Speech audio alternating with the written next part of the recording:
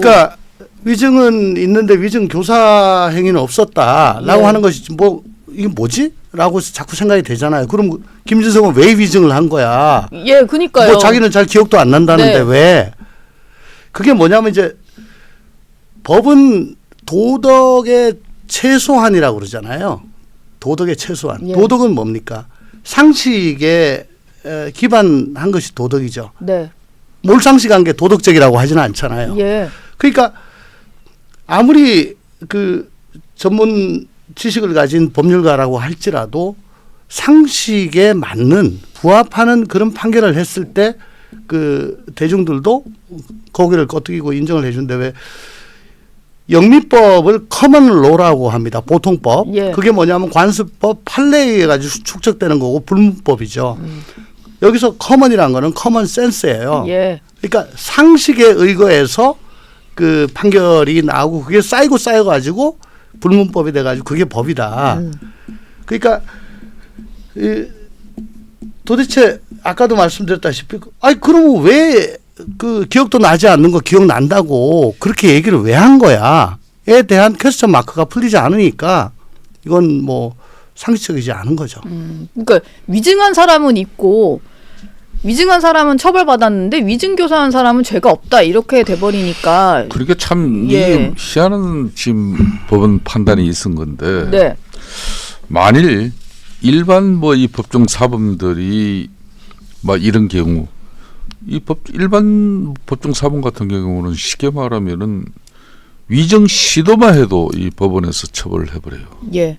그렇게 참 이거는 판사들의 신기를 건드리는 그런 엄한 범죄로 보기 때문에 네. 상당히 중하게 법정에서는 다루는 건데 당연히 김진성이 그 위증을 하리라는 것을 전제로 교사를 하지 않았겠습니까? 네. 그런데 또 교사를 했는데 고의가 없다고 말할 수 있겠습니까? 그러니까 이거는 저는 참 그 기억이 안 난다는 사람에게 변론 요지서까지 만들어주고 또 질의서까지 보내주면서 답안까지 준비하라고 그러고 또 가르쳐줬는데 이런 사실을 가지고 고의성이 뭐 없었다.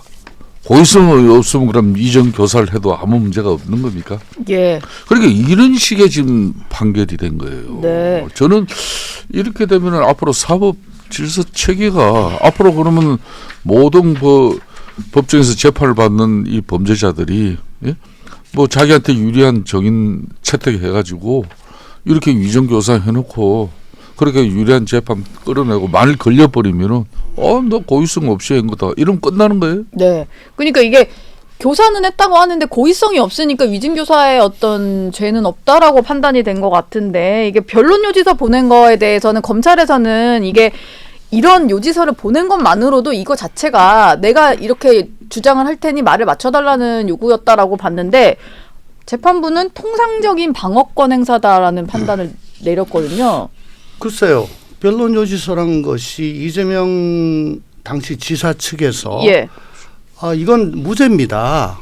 라고 주장하면서 그 주장의 모든 것을 담아놓은 말하자면은 뭐 백과사전 같은 거예요. 예. 그러니까 기억 안 난다. 그때 난 또 뭐 선거 때문에 나가 있어가지고 난 그 시기적으로 안 맞을걸요.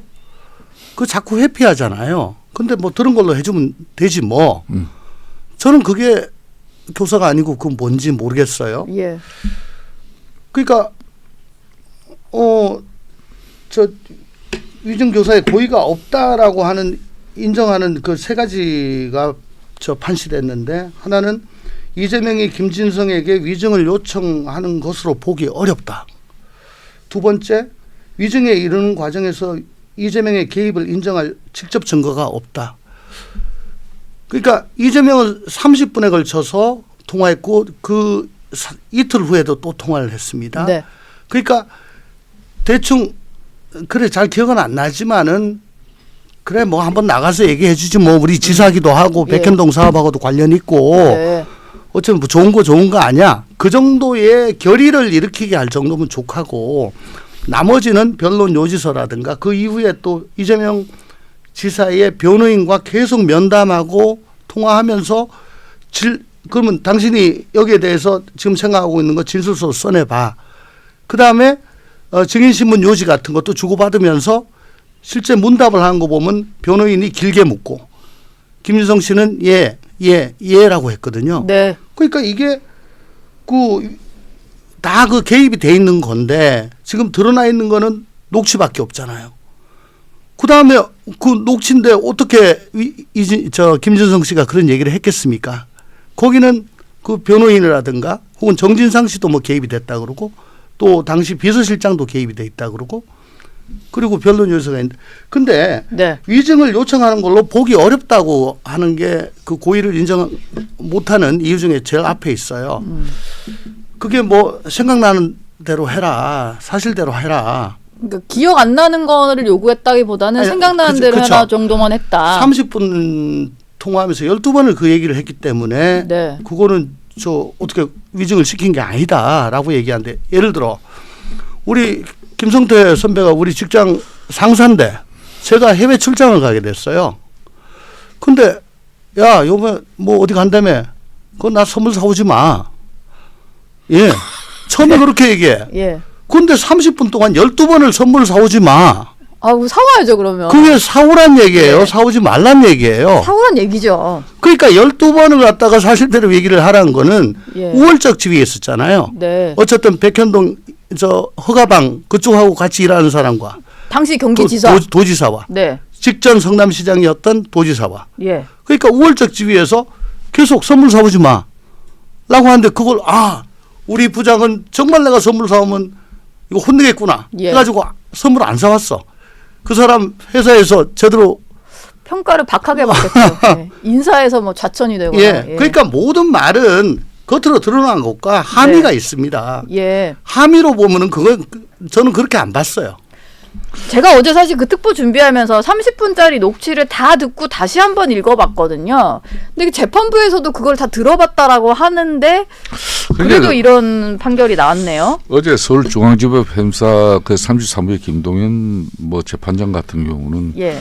그 녹취를 갖다가 아마 요즘 같은 경우는 초등학교 1학년 3반 아이들에게도 이 녹취 30분 정도 이렇게 들려주고 취지는 예. 이렇게 전화를 오랫동안 장시간 통화를 하면서 또 이 두 사람이 요런 관계인데 예. 요 정도만 설명해가지고 이 녹취 들려주면 이 취지는 뭐 답이 나오는 일종의 거예요. 문해력 테스트 같은 그런 거 거죠. 하면. 그런 네. 건데 또 어제 나름 그 뭐 78쪽의 그런 분량의 판결문을 썼는데 예. 이 결론은 참 정말 궁색해요.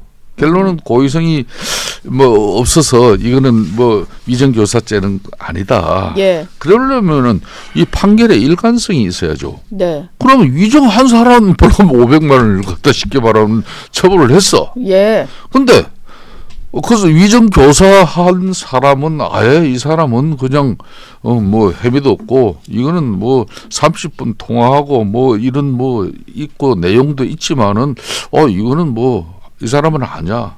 이렇게 빼줬다면은 누가 이 초등학교 1학년 3반 아이들이 네. 이게 형평성이 있고 또 일관성을 갖춘 그런 균형적인 판결이라고 보겠냐 이거예요. 저는 또 중요한 게 예. 뭐 저하고 동맹인 또 김성태 뭐 회장이 그러네요. 대북 송금 예. 사건 가지고 네. 지금 현재 보석으로 나와 있잖아요. 예. 근데 얼마 전에 이분이 그냥 자기 회사 또 간부들 임원들 모아놓고 뭐 파티를 한번 하다가 하니까 당장 검찰이 뭐 합니까? 보석 결정 취소를 또 해달라고 또 요청할 정도로 그럴 정도로 쉽게 말하면 이 재판을 밟는 피의자 같은 경우는 예. 그러니까 이게 또 여러 사람을 통해 가지고 위정이 또 이루어질 수 있기 때문에 네. 이걸 엄하게 보는 거거든. 그렇죠. 그런데 이걸 갖다가 당시 또 지가 김진성 씨하고 이재명 또 대표 같은 경우는 이 김진성 이 정인이 쉽게 말하면 백현동 대장동 그쪽에서 사업하는 분이었어요. 건설업. 네. 건축업을 하시는 분. 인허가 건이 되게 중요한 뭐 또 이 사람이 또 뭐 사람이죠. 또 뭐 몇 가지 또 걸린 것도 있고 뭐 좀 그런 상황이었어요. 예. 예? 그런데 그런 지위 없이 어떻게 자신이 그냥 아까 종신님 말씀처럼 본인이 이거 직접 상관도 않고 이때 상시도 없어가지고 기억이 전혀 안 난다는 사람한테 네. 근데 이건 정말 납득하지 못할 판결이에요.